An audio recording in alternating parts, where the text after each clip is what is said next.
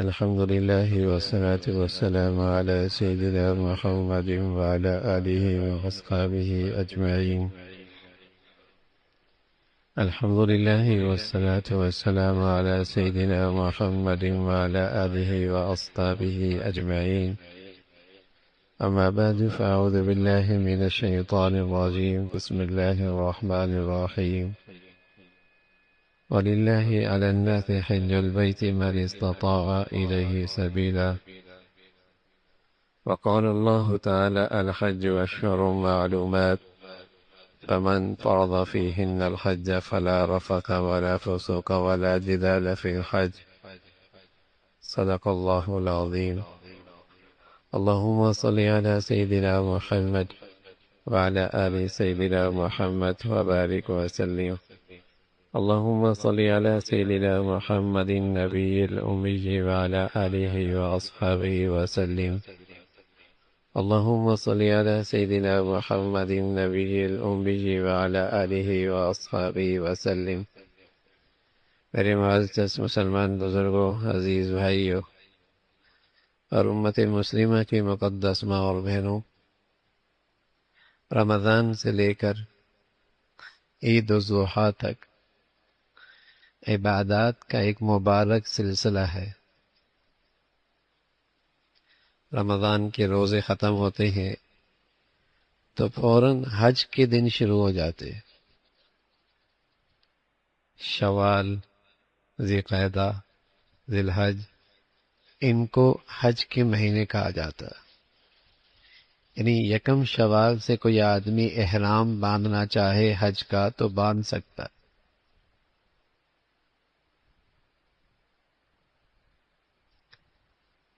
حج کا مہینہ شروع ہو گیا۔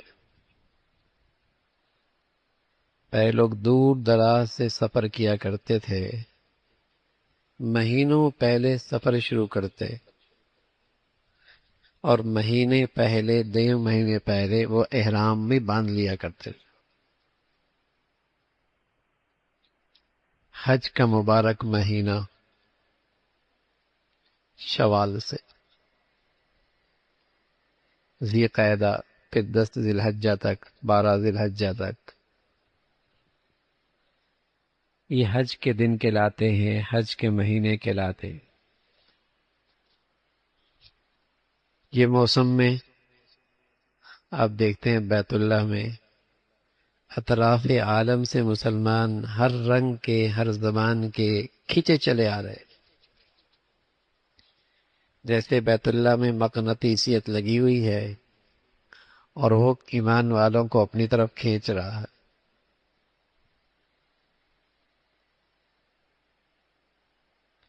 رمضان نماز بدنی عبادت ہے، روزہ بدنی عبادت ہے، زکوٰۃ مالی عبادت ہے، حج بدنی عبادت بھی ہے، مالی عبادت بھی ہے۔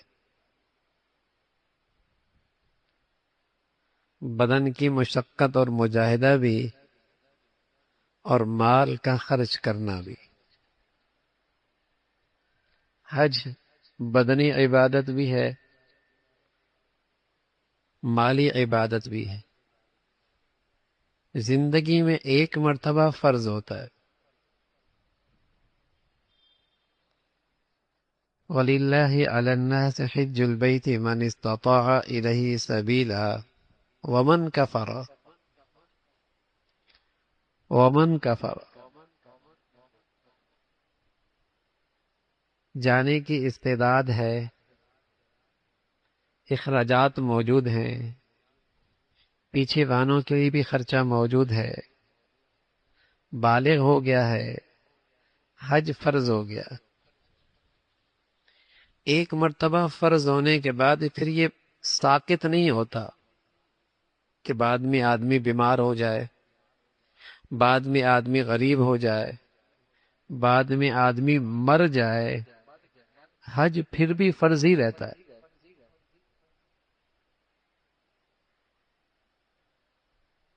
اس لیے مسلمان اس کا اہتمام کرتے تھے کہ جیسا ہی حج فرض ہو، جتنا جلدی ہو سکے ادا ہو جائے۔ صحت کا پتہ کوئی نہیں، خوشحالی کا پتہ کوئی نہیں، زندگی کا پتہ کوئی نہیں۔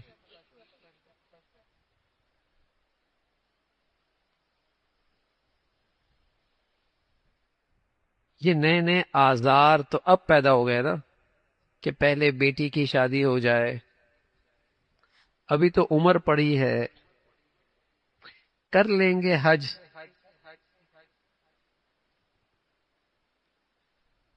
پہلے لاکھوں میں ہوتا تھا، اور چند لاکھ اس کے پاس تھے بھی، اور آج اتنا مہنگا ہو گیا کہ حج تو فرض ہو گیا، اب کر نہیں پا رہا۔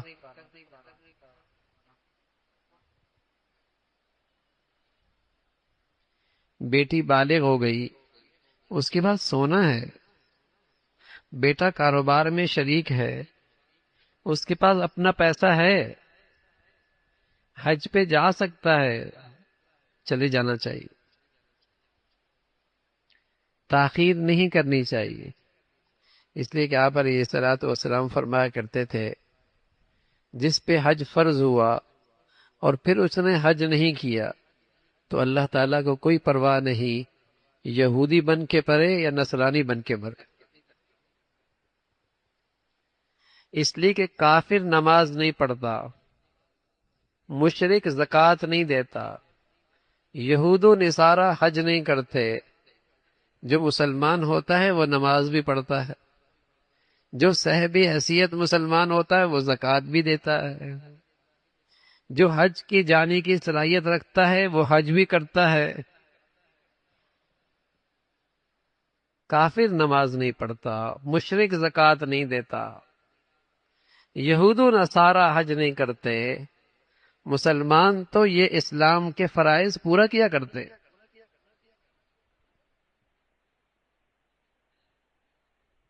تاخیر نہیں کرتے۔ صحت کا تو پتہ کوئی نہیں، زندگی کا پتہ بھی کوئی نہیں، حج فرض ہو گیا، اب جاتے جاتے اس کے لیے وصیت کرنا ضروری ہے کہ میری طرف سے حج بدل کرا دینا۔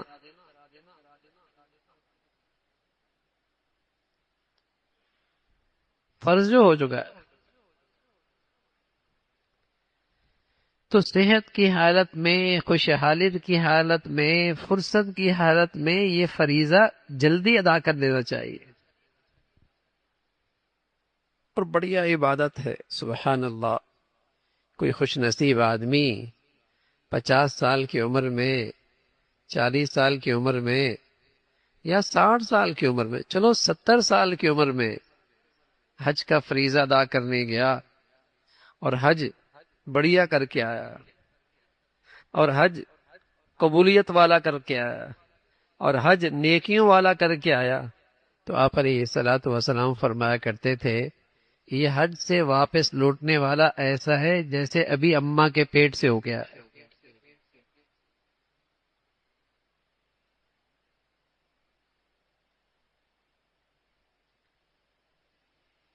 اس کی اپنی بخشش نہیں ہوئی، یہ ایسا حج بڑھیا عبادت ہے، کسی کو صحیح نصیب ہو جائے تو 40 دن تک جس کے لیے بخشش کی دعا کرے گا اللہ اس کی بھی بخشش کر دے گا۔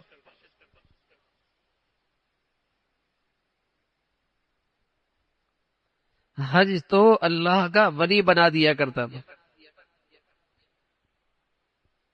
بڑھیا عبادت،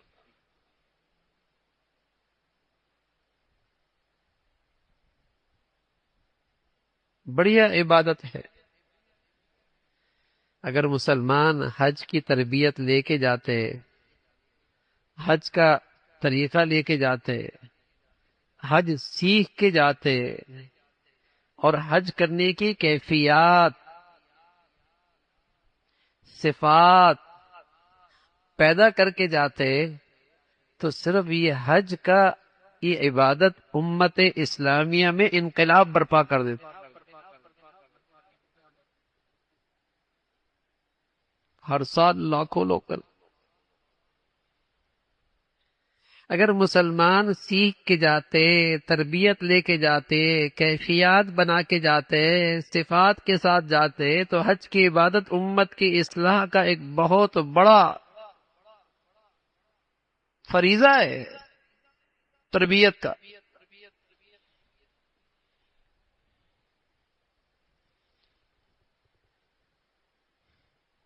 برتن الٹا ہو، رحمت کی بارش برس رہی ہو،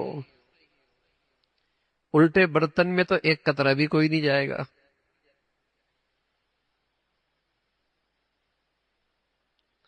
برتن سیدھا ہے، گدلا ہے، بارش کے قطرے گریں گے وہ بھی گدلا ہو جائے گا.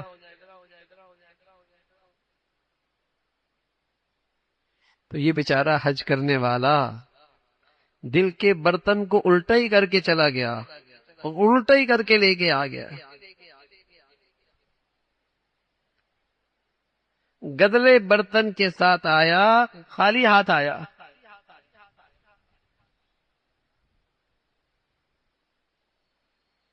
جانے والے تو بہت ہیں، لیکن کتنے ہیں جو دل کا برتن سیدھا کر کے جائیں، اس برتن کو مانجھ کر کر جائیں.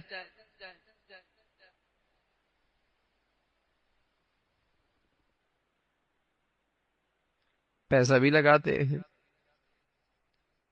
وسائل بھی لگاتے ہیں، مشقت بھی اٹھاتے ہیں،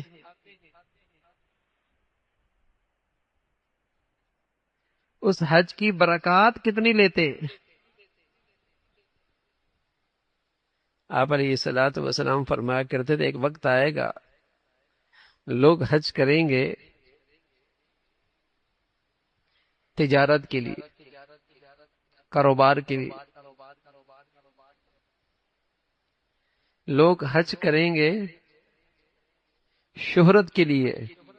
اتنے ہو گئے، اتنے ہو گئے نام و نمود شہرت کے لیے. لوگ حج پہ جائیں گے بھیک مانگنے کے لیے.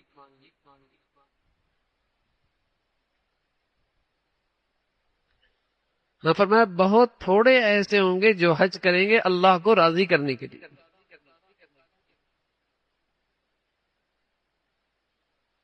اللہ تعالیٰ کو راضی کرنے کے لیے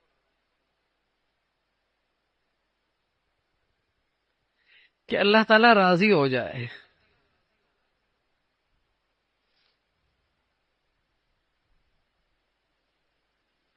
حج کرنے جا رہا ہے حاجی کے لائے، حاجیہ کے لائے خوب ہار پہنائے جائیں، خوب استقبال ہو.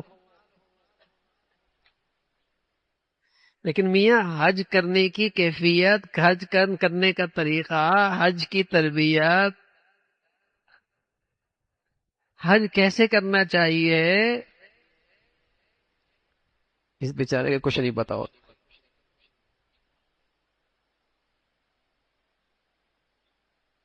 کچھ نہیں پتا ہوتا.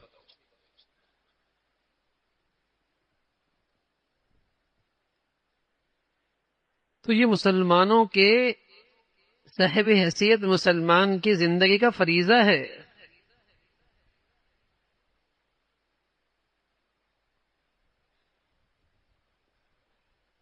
زکوٰۃ فرض ہو جائے تو زکوٰۃ کے مسائل سیکھنا جس سے میری زکوٰۃ صحیح ادا ہو جائے، یہ بھی فرض ہو جاتا، یہ بھی فرض ہو جاتا. حج فرض ہو جائے تو پھر میرا حج صحیح ہو جائے، یہ سیکھنا بھی ضروری ہو جاتا ہے. حج بڑھیا ہو،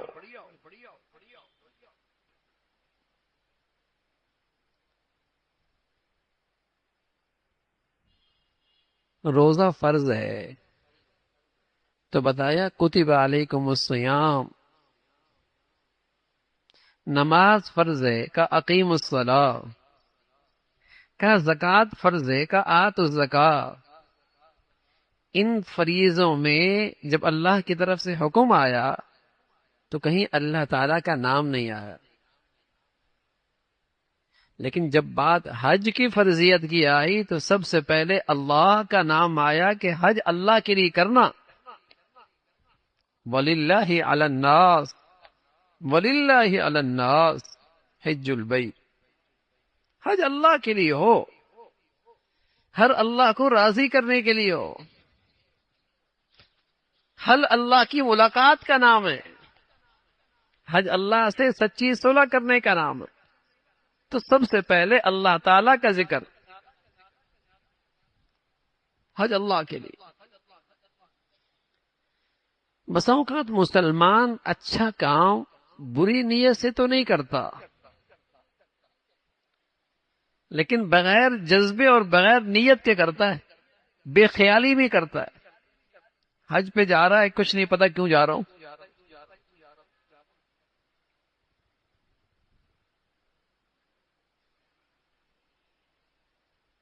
یہ کیوں جا رہا ہوں حج پہ؟ اگر واقعی یہ جذبہ ہے کہ حج اللہ کو راضی کرنے کے لیے، تو بتائیے جو اللہ کا ایک فریضہ پورا کرنے کے لیے اتنے پیسے لگا رہا ہے، اتنی مشقت اٹھا رہا ہے، تو کیا وہ فجر کی نماز چھوڑ دے گا؟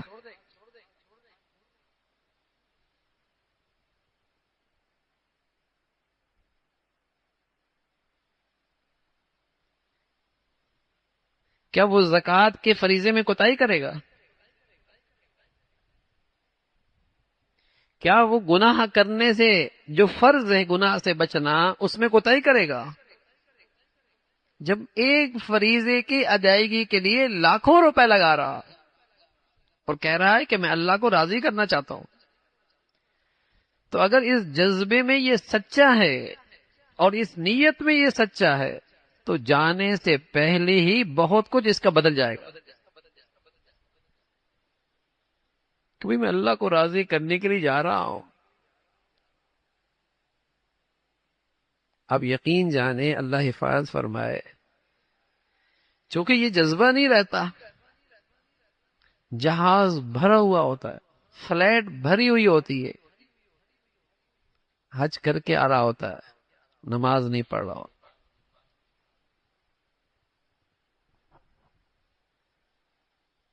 ایک فریضے کی ادائیگی کے لیے لاکھوں روپے لگا رہا ہے، اور سفر میں کئی کئی فریضے چھوڑ رہا ہوتا ہے.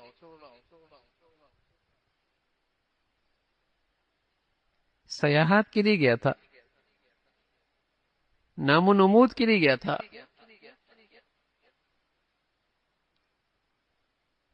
دنیاوی مقاصد کے لیے گیا تھا. ہاں، ایسا آدمی اگر فرائض دیگر چھوڑ دے تو سمجھ میں آتا ہے.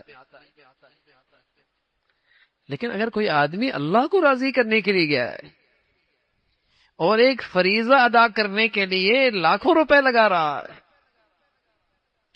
تو جس فریضے کو پورا کرنے میں پیسہ بھی نہیں لگتا، اتنی مشقت بھی نہیں لگتی، بتائیے وہ اس میں کیسے سستی کر سکتا ہے؟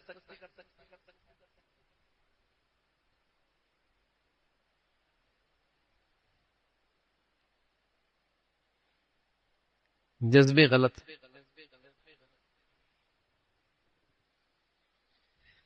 تو حج اللہ کے لیے، اللہ کو راضی کرنے کے لیے. لوگ حج کی تیاری کرتے ہیں اور سمجھتے ہیں حج کی تیاری کا مطلب یہ ہے کہ احرام اچھا ہو، ہوٹل اچھی ہو، پیکج اچھا ہو، رہائش اچھی ہو، کھانا پینا اچھا ہو، سفر کے لیے سواری اچھی ہو. اس کا انتظام کر لیا تو سمجھتے حج کی تیاری ہو رہی.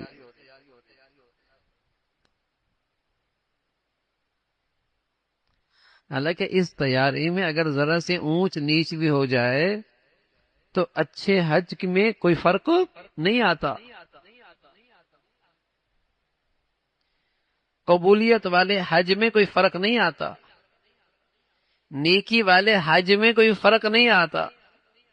لیکن اس حاجی کی ساری توجہ اس پہ ہوتی ہے، اور جب آتا ہے کسی سے ملتا ہے تو تجزیہ بھی اسی پہ ہوتا ہے، ہوٹل کیسی تھی، کمرے کیسے تھے، کھانا کیسے دیا تھا. اور وہاں بھی بیچارہ مینا میں، عرفات میں، مطاف میں جہاں آپس میں بیٹھتے ہیں تو یہی تبصرہ ہوتا ہے.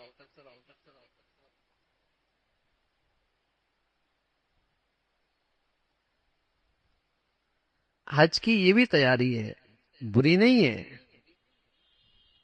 لیکن اگر اس میں کمی پگتائی ہو بھی گئی تو اچھے حج میں کوئی فرق ہو نہیں پڑتا.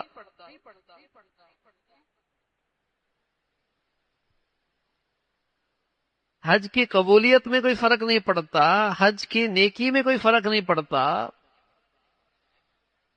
اونچ نیچ ہو جاتی. ایک حج کی تیاری اور ہے، وہ ہے حج کیسے کرنا ہے، حج کرنے کا طریقہ کیا ہے.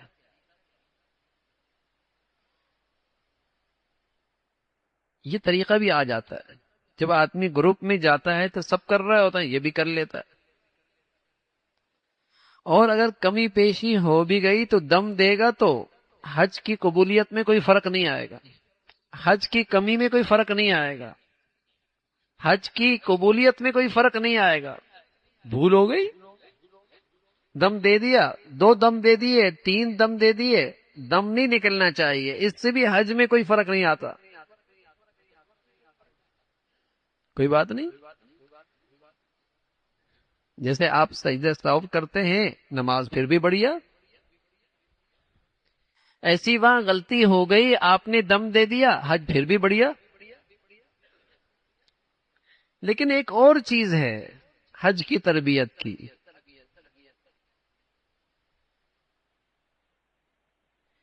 اور اس کمی کی وجہ سے حج کی نیکی میں فرق پڑتا ہے، اور حج کی قبولیت میں فرق پڑتا ہے، اور اس کا ازالہ دم سے بھی نہیں ہوتا.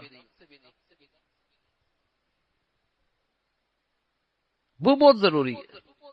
وہ کیا کہ آپ نے حج کیا اور اللہ کو راضی کرنے کا جذبہ ہی نہیں ہے، نیت ہی نہیں ہے، نام و نمود کے لیے کیا، شہرت کے لیے کیا، واہ واہ کے لیے کیا، تو یہ حج قبول نہیں ہوگا. یہ حج کی کمی دم سے پوری نہیں ہوگی.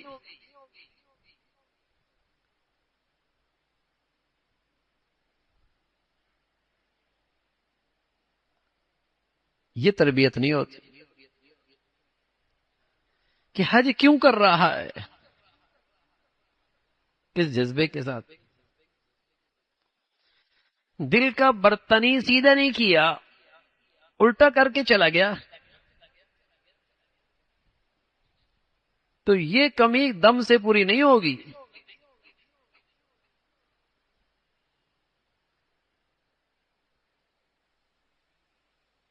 دل کا برتن گندا لے کر گیا، یہ کمی بھی دم سے نہیں پوری ہوگی،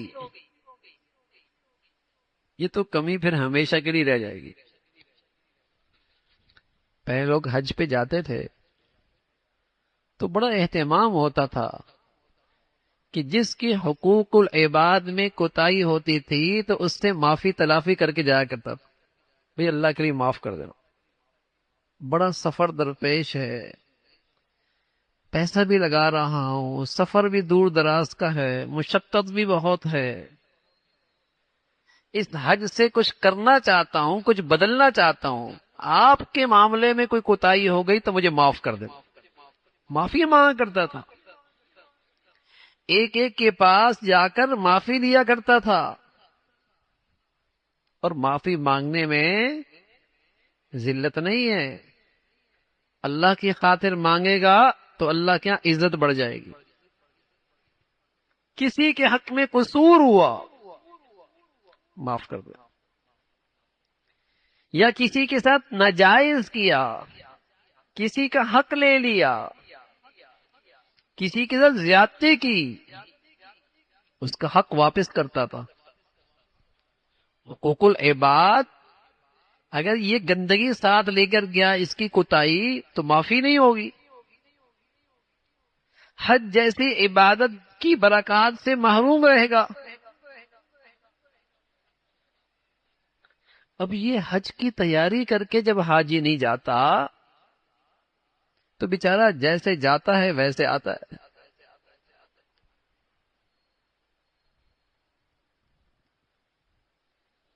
معافی مانگ لیا کرنا۔ جن کا پتہ ہو ان سے تو معافی مانگ لینی چاہیے کہ ان کے حق میں یہ کوتاہی ہوئی، ان کا حق ادا کر دے۔ ورنہ جتنے ملنے جلنے ہیں آدمی ان کی طرف میسج بنا کے بھیج دے کہ بھائی آپ کے حق میں انجانے سے مجھے تو یاد بھی نہیں رہا، کوئی کوتاہی رہ گئی تو مجھے اللہ کی خاطر معاف کر دو۔ حج پہ جا رہا ہوں، بڑھیا عبادت ہے،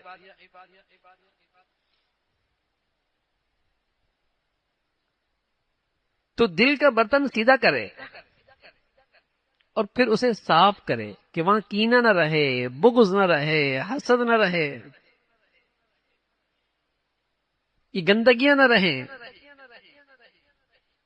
ورنہ وہاں کے جو انوار و برکات ہیں، جو قدم قدم پہ اللہ کی طرف سے نوازشات کے بہانے خالی آتا آئے گا۔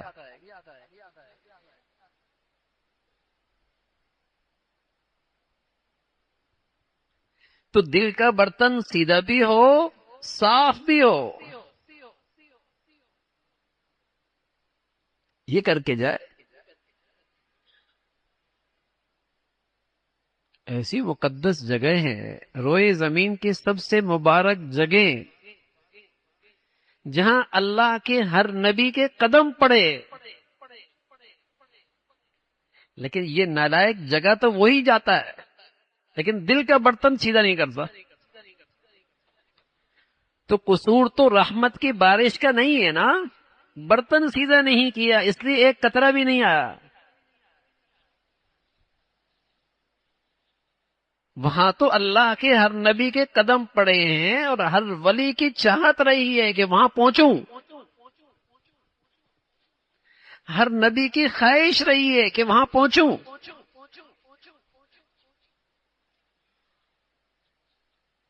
لیکن یہ گیا تو صحیح، تربیت لے کے نہیں گیا، تیاری کر کے نہیں گیا، دل کا برتن سیدھا نہیں کیا، اسے صاف نہیں کر کے گیا۔ اللہ حفاظت فرمائے۔ اب تو ہمارا حال یہ ہے کہ اگر حج اس لیے کروں کہ ساری زندگی بدل جائے تو ڈر لگتا ہے، اگر ساری زندگی بدل گئی تو پھر مزہ کیا آئے گا دنیا میں؟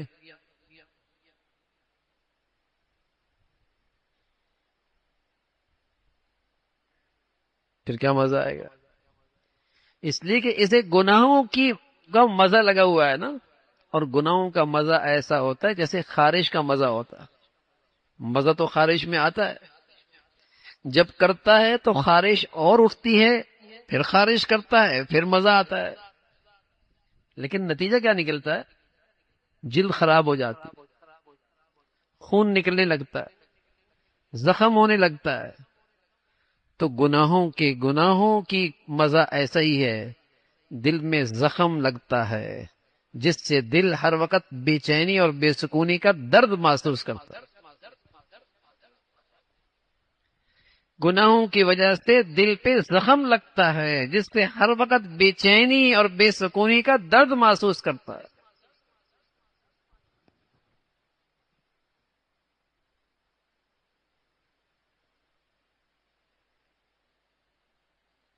تو دل کا برتن صاف کر کے گیا، سچی توبہ کر کے گیا، حقوق العباد کا معاملہ صاف کر گیا، حج پہ جاتا ہے۔ اور پھر حج اس کا بڑھیا ہوتا ہے، یقین جانیے، جس حج میں اخلاق اچھے ہوں، وہاں قدم قدم پہ اخلاق کا امتحان ہوتا ہے، قدم قدم پہ اخلاق کا امتحان۔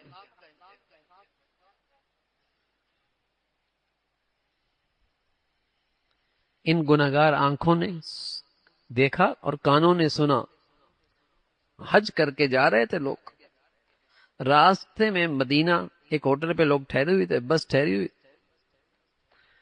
تو وہاں اس نے اپنی عورت کو طلاق دے دی۔ جب تربیت نہیں ہوتی، اخلاقیات کا جنازہ زندگی میں نکلا ہوتا ہے، تو ایسے مبارک سفر کے اندر بھی ایسے ایسے مجرمانہ اور ایسے ایسے گناہوں کا ارتکاب کرتا ہے۔ غصے میں کہنے لگا اگر تو نہیں بیٹھی تو طلاق،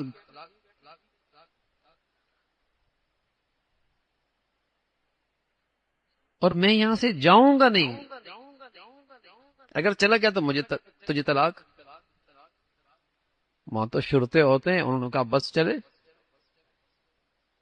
اس نے تو قسم اٹھائی ہوئی۔ ایسی ایسی نالائقیاں ہوتی ہیں۔ تو حج بڑھیا، اخلاق بڑھیا، اس لیے کہ وہاں قدم قدم پہ ناگواریاں آتی ہیں، طبیعت کے خلاف احوال آتے ہیں۔ اللہ کے نبی فرمایا کرتے تھے میری امت کی عورتوں کا جہاد حج ہے۔ پھر نبی فرمایا کرتے تھے میری امت کی عورتوں کا جہاد حج ہے۔ اتنی سہولیات ہیں ہو گئی، لیکن حج کی مشقت باقی ہے، حج کی مشقت باقی ہے۔ تو وہاں مجاہدہ ہوتا ہے، مشقتیں ہوتی ہیں، اگر اخلاقیات نہیں تو بہت کچھ نقصان کر بیٹھتا ہے۔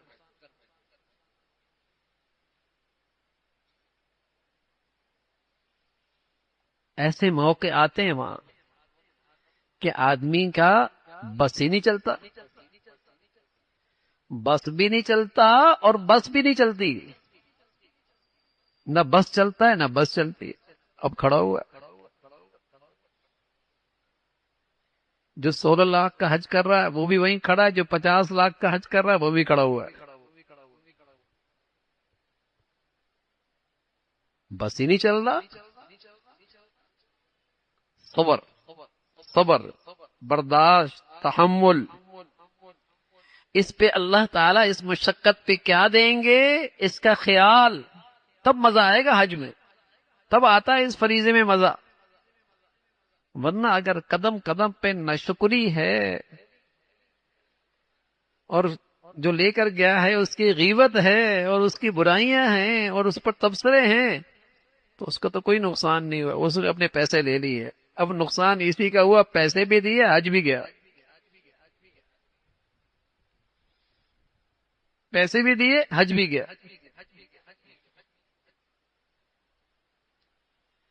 لیکن بیچارہ یہ حج کی تربیت لے کے نہیں جاتا، سیکھ کے نہیں جاتا، پیسے بھی دے کے آتا ہے، حج بھی وہیں چھوڑ کے آتا۔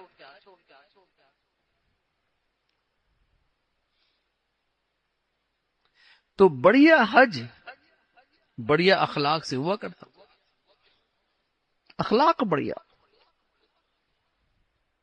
اچھے اخلاق۔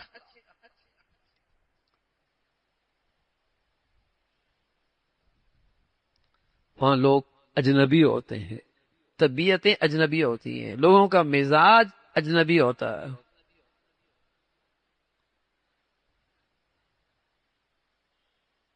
مشکل آتی ہے،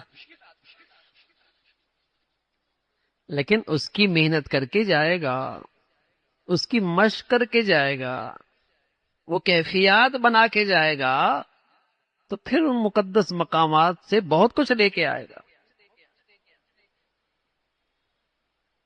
وہاں ایک نیکی پہ 1,00,000 نیکیاں ہیں۔ اللہ حفاظت فرمائے، یہ کوئی نالائکی کے ساتھ چلا گیا تو ایک گناہ کا وبال بھی ایسا ہی ہے۔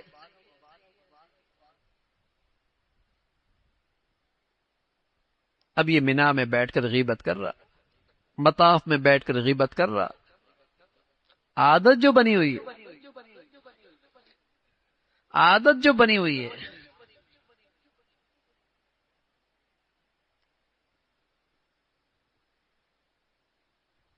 اور وہاں یہ آدمی،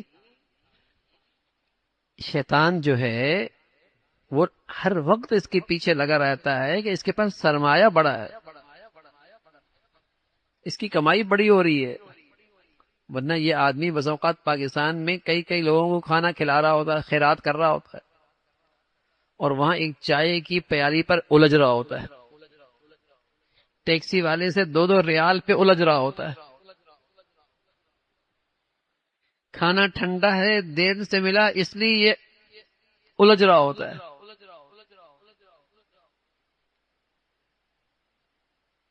حالانکہ وہاں تو ایسی جگہ ہے، سلام پلا رہا ہے، ایثار کر رہا ہے، خدمت کر رہا ہے، یہ حج بڑھیا ہو رہا ہے، اخلاق بڑھیا، بڑھیا اخلاق، بڑھیا حج ہوتا ہے۔ تو لوگ حج کی تیاری کر کے جاتے ہیں کہ ویزا بنوا نکال لیا، اس پاسپورٹ بنوا لیا، گروپ اچھا بنا لیا، اچھی جگہ کمرے بنا لیے، اچھی جگہ رہائش اختیار کر لی، کھانے کا انتظام پہلے سے کر لیا، یہ حج کی تیاری تو ہوتی ہے۔ یا پھر زیادہ حج کی تیاری تو کچھ کتاب سے حج کرنے کا طریقہ سیکھ لیا۔ لیکن یہ کتنے لوگ ہوتے ہیں جو دل کا برتن سیدھا کر کے جائیں، صاف کر کے جائیں، توبہ کر کے جائیں، لوگوں کا حقوق ادا کر کے جائیں، اللہ تعالیٰ کو راضی کرنے کا سچا جذبہ لے کے جائیں،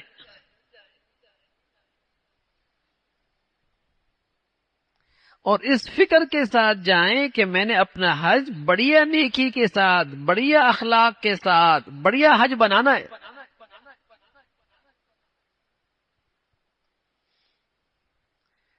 شیخ الحدیث مولانا زکریا رحمۃ اللہ علیہ، جنہوں نے فضائل حج بھی لکھی ہے، فضائل حج پڑھنے والی کتاب ہے، ان سے ایک صاحب آئے، کہنے لگے حضرت کوئی نصیحت فرمائے، حج پہ جا رہا ہوں۔ مختصر سی حضرت نے 2 باتیں فرمائے، فرمایا بھائی اس سفر میں جا رہے ہو تو بس صبر سے کام لینا، صبر سے کام لینا، پورے راستے میں صبر کا امتحان ہوتا ہے، پورے راستے میں اخلاق کا امتحان ہوتا ہے۔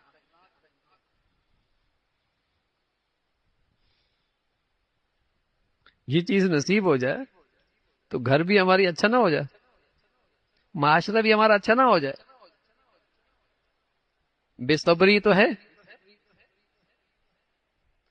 اخلاق ہی تو کوئی نہیں۔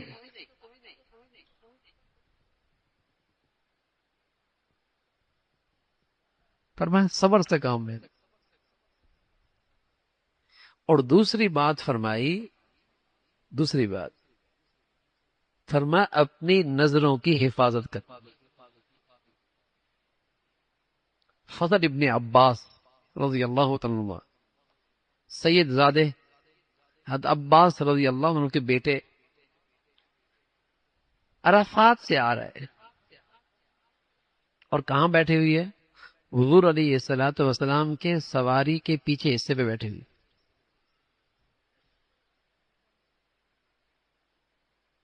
کیسی مقدس وادی عرفات سے مزدلفہ آ رہا ہے، اور کیا قیمتی موسم حج کا، 10 ذی الحجہ، اور کیسی بڑھیا صحبت کے حضور کے ساتھ بیٹھے ہیں، اور ہے کون؟ فضل ابن عباس جیسا شہزادہ، مرد بھی آ رہا ہے، عورتیں بھی آ رہے ہیں۔ تو فضل کی نظر عورتوں کی طرف اٹھی، بے خیالی میں اللہ کے نبی نے محبت سے اس کا چہرہ پھیر دیا اور فرمایا فضل کیا کر رہے ہو، نظریں ہٹاؤ۔ وادی کیسی، موسم کیسا، صحبت کیسی، اور فضل جیسا شہزادہ۔ اللہ کے نبی نے اپنی امت کو پیغام دیا کہ اگر تم اپنی آنکھوں کو بے قابو رکھو گے، پھر دل کے بارے میں نہیں کہا جا سکتا کہ یہاں ایمان کا نور رہے گا یا چلا جائے گا۔ کون سی نگاہ کیسی پڑے کہ مہینوں کی محنت لمحوں میں ضائع ہو جائے۔ اس لیے کہ جب آنکھیں آوارہ ہو جاتی ہیں دل قابو میں نہیں رہتا، اور جب دل قابو میں نہیں رہتا تو شرمگاہیں قابو میں نہیں رہتی۔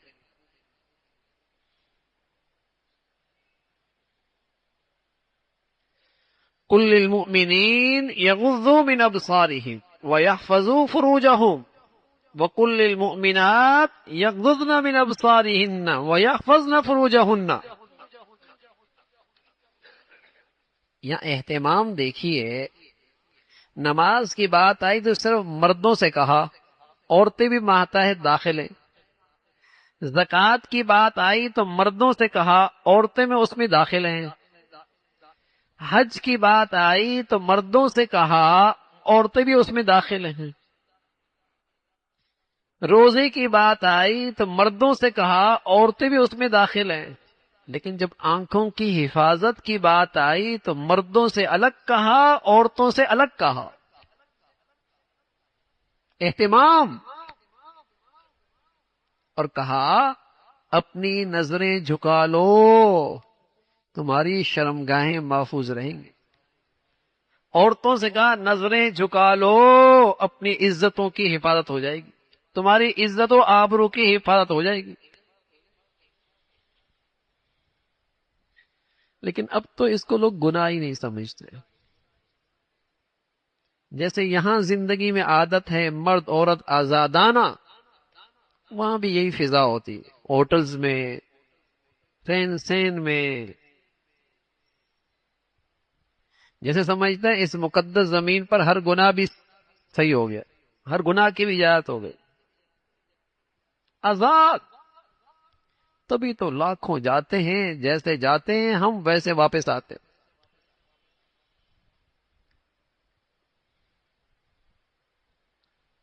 نیکیوں کے ساتھ حج ہوتا تھا، اخلاق کے ساتھ حج ہوتا تھا، تقوی کے ساتھ حج ہوتا تھا۔ یہ حج زندگیاں بدل دیا کرتا تھا۔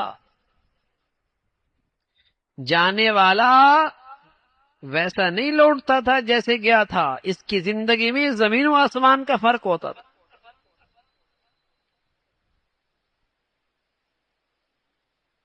بہت کچھ بدل کے آیا کرتا تھا۔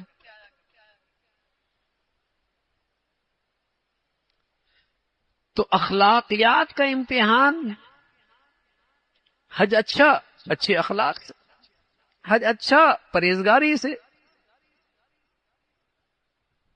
اب کہتے ہیں میری نظریں اچھی ہیں، میری غلط نیت نہیں تھی، میں کوئی غلط نظر سے نہیں دیکھ رہا تھا۔ تو بڑا ہی بزرگ ہے، وہاں تو اللہ کے نبی فضل جیسے شہزادے سے کہہ رہے ہیں کہ نظریں ہٹا لے، اور ہمیں بڑا اطمینان ہے کہ میری نظر بڑی ٹھیک ہے۔ عجیب مخلوق ہے اب تو۔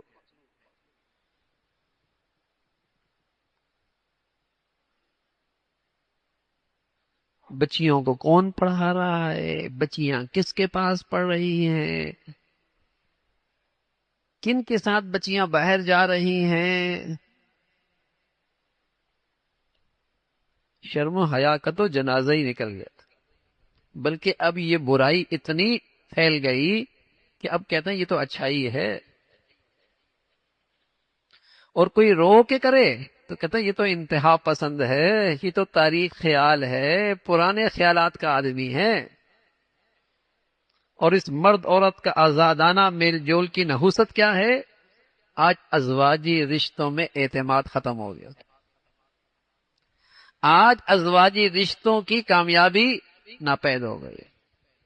طلاقیں اور خلا بھرے پڑی ہیں آپ کی عدالتیں، طلاق اور خلا سے بھری پڑی ہیں آپ کی عدالتیں۔ اس لیے کہ جس معاشرے میں مرد عورت کا ملنا آزادانہ اور درمیان سے اللہ کا جو حکم ہے اس کو نظر انداز کر دیا، وہ معاشرہ ٹوٹتا ہے، وہ گھر ٹوٹتے ہیں، وہ ازواجی رشتے ٹوٹتے ہیں، وہ خاندان بکھرتے ہیں، وہاں ازواجی رشتوں میں اعتماد نہیں رہتا۔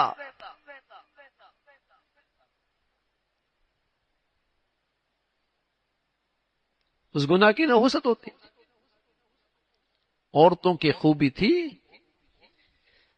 ہن قاصرات، جنت کی عورتیں تھی، وہ اپنی نظریں جھکا کے رکھتی تھی، مجال ہے کسی اجنبی مرد کی طرف اس کی نظر جائے یہ جنتی عورت کی خوبی ہے۔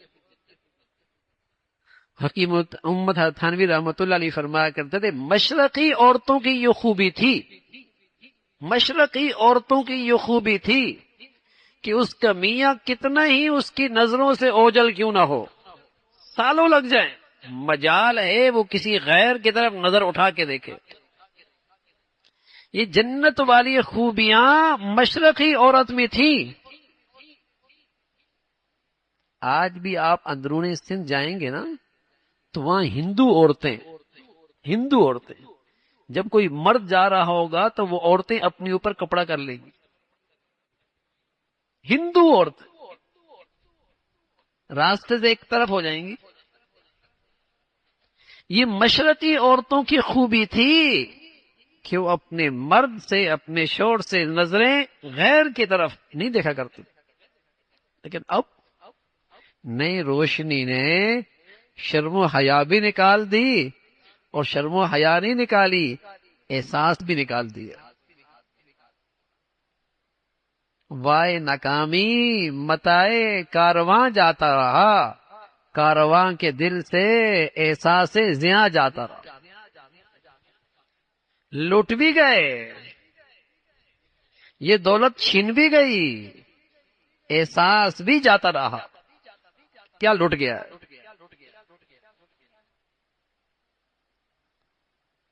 تو حج بڑھیا ہوتا تھا، بڑھیا اخلاق سے، بڑھیا تقوی سے، بڑھیا نیکی سے، بڑھیا حج ہوتا۔ اور یہ ایک ہی سفر اس کی 60 سال، 40 سال، 50 سال کی زندگی کو صاف کر دیا کرتا۔ نئی زندگی شروع ہوتی تھی، نئی زندگی کا انداز شروع، بڑھیا حج ہوتا۔ اب تو آدمی جہاز پہ بیٹھتا ہے، جس غفلت کے ساتھ یہاں تھا اسی غفلت کے ساتھ وہاں جاتا ہے، اسی غفلت کے ساتھ واپس آتا۔ پہلے لوگ بڑی مشقتیں اٹھایا کرتے، لوگ سواری پہ نہیں جایا کرتے تھے، سر کے بل جایا کرتے تھے۔ سر کے بل جا کیسے؟ سفر چلتا تھا بیلوں پر، چیزوں پر، تو جہاں پڑاؤ ڈالتے 2 رکعت شکرانے پڑتے، پھر جہاں پڑاؤ ڈالتے 2 رکعت شکرانے پڑتے، پھر جہاں پڑاؤ ڈالتے 2 رکعت شکرانے پڑتے کہ اللہ اس سفر کے لیے ہمیں توفیق دے دی۔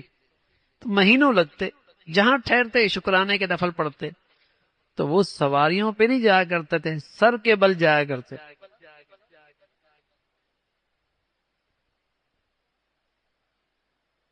سر کے بل جایا کرتے حج ہوتا۔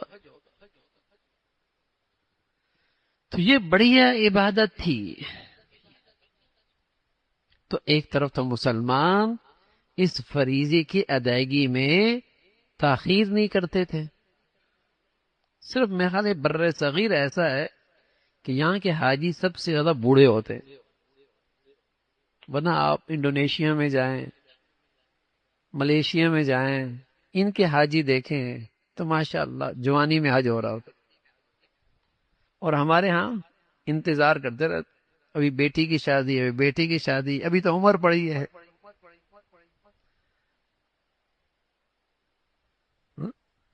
فریضہ حج جیسی ہی فرض ہو جائے ادا کرو، ادا کرو۔ زندگی کا پتہ کوئی نہیں، صحت کا پتہ کوئی نہیں، وقت کا پتہ کوئی نہیں، کیسے حالات آ جائیں، اور جاؤ سیکھ کے جاؤ، تیاری کر کے جاؤ۔ بڑے مقدس مقامات ہیں، بڑی مقدس جگہ ہیں، لیکن اگر نالائکی کے ساتھ گیا اور برتن الٹا ہی کر کے گیا خالی آتا ہے، اور اگر کچھ تیاری کر کے گیا، دل کا برتن سیدھا کیا، مانج کر کے صاف کر کے گیا تو بہت کچھ لا سکتا ہے، بلکہ ساری دنیا کو جو کچھ ملا اسی در سے تو ملا ہے، ساری دنیا کو جو کچھ ملا ہے اسی در سے تو ملا ہے بھائی، ایسی جگہ ہے۔ قدم قدم پہ وہاں رحمتیں کسے نوازنے کے، نوازشات کے بہانے. تو حج تیاری کے ساتھ جائے، صحیح جذبے کے ساتھ جائے، اچھے اخلاق کی کیفیت کے ساتھ جائے، اچھی کیفیت کے ساتھ جائے اور پرہیزگاری کے ساتھ جائے. ہے مشکل چیز، لیکن اگر یہ پتا ہے کہ بڑا موقع ملا، بڑی فرصت ملی، بڑی دولت کا موقع، بڑی دولت حاصل ہو سکتی ہے، تو اس کے کچھ آداب ہیں، حج کے کچھ حقوق ہیں.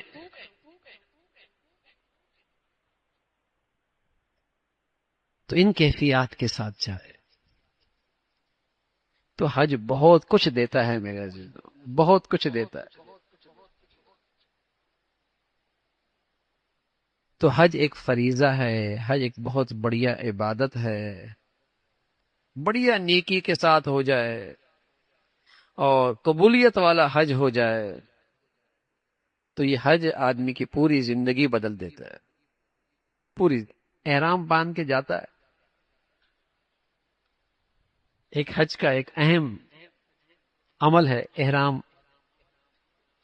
یہ اسے پیغام دے رہا ہوتا ہے کہ آج تو گھر چھوڑ رہا ہے، زیب و زینت چھوڑ رہا ہے، پسند کے کپڑے چھوڑ رہا ہے، ایک سفر تجھے درپیش ہے.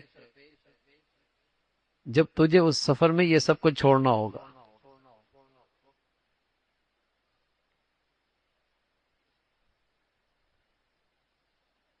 آج تو اپنے اختیار سے زیب و زینت چھوڑ رہا ہے، گھر چھوڑ رہا ہے، احباب رشتہ دار چھوڑ رہا ہے. ایک دن آنے والا ہے تجھے پھر یہ لباس پہنایا جائے گا، لیکن اس دن تیرا اختیار نہیں ہوگا اور تجھ سے یہ سب کچھ چھوٹ جائے گا اور تیرے اختیار میں نہیں ہوگا. تو یہ چھوٹا سا سفر تجھے حقیقی سفر کا پیغام دے رہا ہوتا ہے، سبق دے رہا ہو.